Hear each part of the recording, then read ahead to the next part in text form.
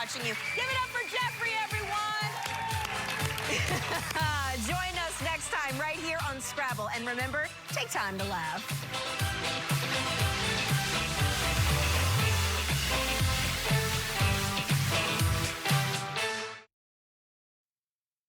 Don't miss the series premiere of Good Cop, Bad Cop, Wednesday, February 19th on the CW. Breaking news now on the news. A driver is surrendering after a CHP pursuit. Good evening. I'm Micah Ullman. And I'm Cher Calvin. Gil Avis overhead in Sky 5. Gil. That's right, Sharon. Mike, you're looking at the pursuit termination here. The driver just giving up on the street here. This is Hawthorne Boulevard in Lawndale. As I come into a tighter shot here, you will see the suspect. It was a female driver that got out of the vehicle and just simply walked up to the officers and surrendered here. But it started as a grand theft auto by the LAPD 77th Division. They were in pursuit of that vehicle at a high rate of speed on surface streets, came up Figueroa at about 100 miles an hour, almost hit a couple of cars, got on the 110 freeway southbound, made its way all the way to the 105 westbound, and then a couple of U-turns near LAX, got the car back onto the 405 freeway southbound, exiting here at Lawndale, and then simply just pulling over. But the good news is it doesn't look like there was anybody injured or any cars that were struck, possibly grazed by the car, but at this point, no injuries to speak of, and the person just simply gave up here and is in custody. That's the latest overhead up in Sky 5. I'll send it back to you in the studio. Oh, he just hit that car. He just hit that car. It looks like his, oh, there goes a passenger running. The car's still rolling. A police pursuit in South LA comes to a dramatic end when two armed robbery suspects slam into another vehicle. Police say the pair was wanted in a liquor store robbery. The suspects were on the 110 freeway before exiting on Imperial Highway. They made a right at 113th Street where they crashed into another car. The driver and passenger both jumped out. The driver was quickly detained. The second suspect remains at large.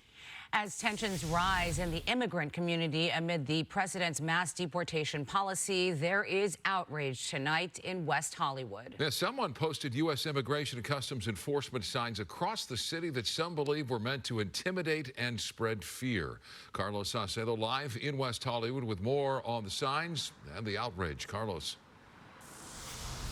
Micah, Cher, good evening. The signs have since been taken down, but they were plastered along Santa Monica Boulevard, causing much uproar from city residents as well as officials. Now, West Hollywood is a sanctuary city, so they're calling this nothing more than a scare tactic.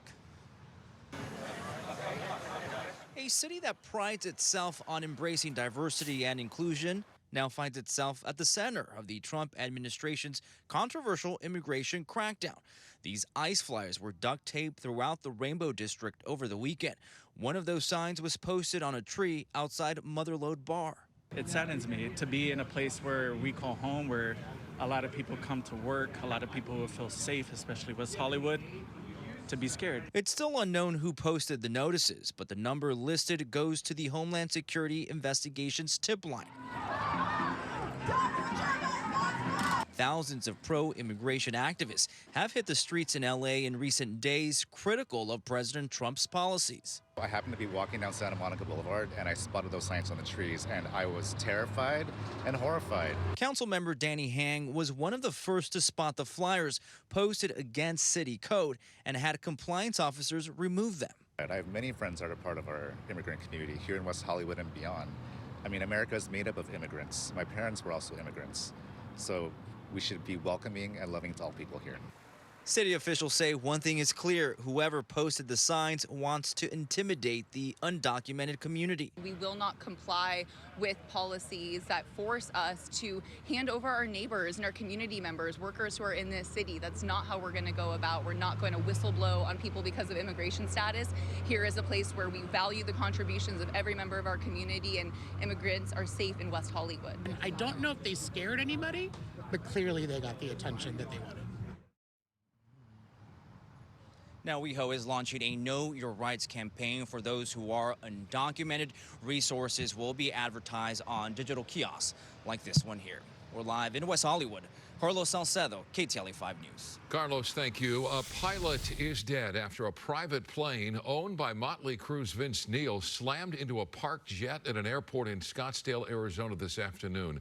FAA officials say the Learjet 35A's landing gear failed upon landing, causing the jet to veer off the runway and slam into a parked business jet. Neil was not aboard the plane. However, his girlfriend was and sustained 5 broken ribs. She and 2 others were taken to a local hospital. Motley Crue posted to X their condolences and that they are working on a way to assist the family of the deceased pilot. A SpaceX Falcon 9 rocket launch lit up the skies over Southern California tonight as it made its way into low Earth orbit from Vandenberg Space Force Base in Santa Barbara County. The first stage booster, which completed its 23rd flight this evening, was originally supposed to launch last night, but was delayed until this evening. The rocket's fiery trail was seen across California, even in parts of Nevada, as it carried 23 Starlink satellites into orbit. Growing concerns tonight that a powerful storm heading toward California could dump enough rain in the burn scar areas to trigger landslides and unleash debris flows and flooding. The Army Corps of Engineers started debris removal in record time, but residents fear it won't come soon enough. This is probably the fastest USACE response ever to a wildfire in terms of the amount of time from the start of the fire till we have our first residential property that we're working on. There's going to be debris everywhere. It's going to come down through all the streets. I mean, it's just what happened. Meantime, FEMA putting boots on the ground today with teams going property to property, making sure homeowners know what they can apply for and how much money they can get in return.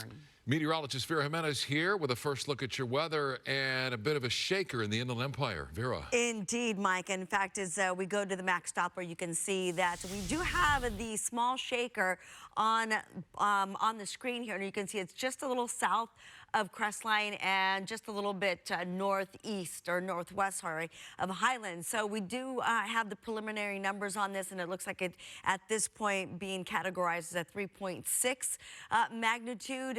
At this point, I don't think we've heard of any damages or any injuries, but if that changes, of course, we will let you know. In the meantime, of course, for me, the big weather story is the rain that's heading our way. We are going to see a couple days, about 2.5 days of active weather. The first round is going to come on Wednesday. The second will come on Thursday. The Thursday round is going to be much heavier, and this is slated to be the strongest storm of the season.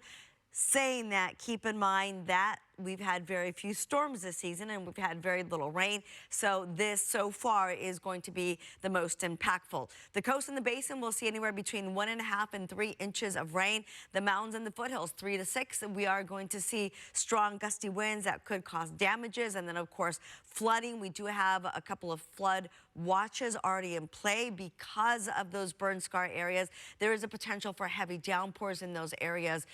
And so we do have that already with us. Snow levels are going to remain on the high side at about 8,000 feet. We'll take a look at the rest of those details and numbers in just a moment. Back to you guys for now. Thank you, Vera. A critical new stage of fire recovery is underway as the Army Corps of Engineers begins phase 2 of debris removal in the Eaton and Palisades fire zones. Now that the EPA has removed most of the hazardous waste, the debris cleanup is set to begin in earnest tomorrow. KTLA's Sandra Mitchell is live in Altadena with more on what residents can expect. Sandra? Well, they can expect a lot of trucks and a lot of traffic, but the Army Corps of Engineers is calling this a major milestone in the recovery effort. Now, this is for people who signed up for the government recovery program. By the way, many other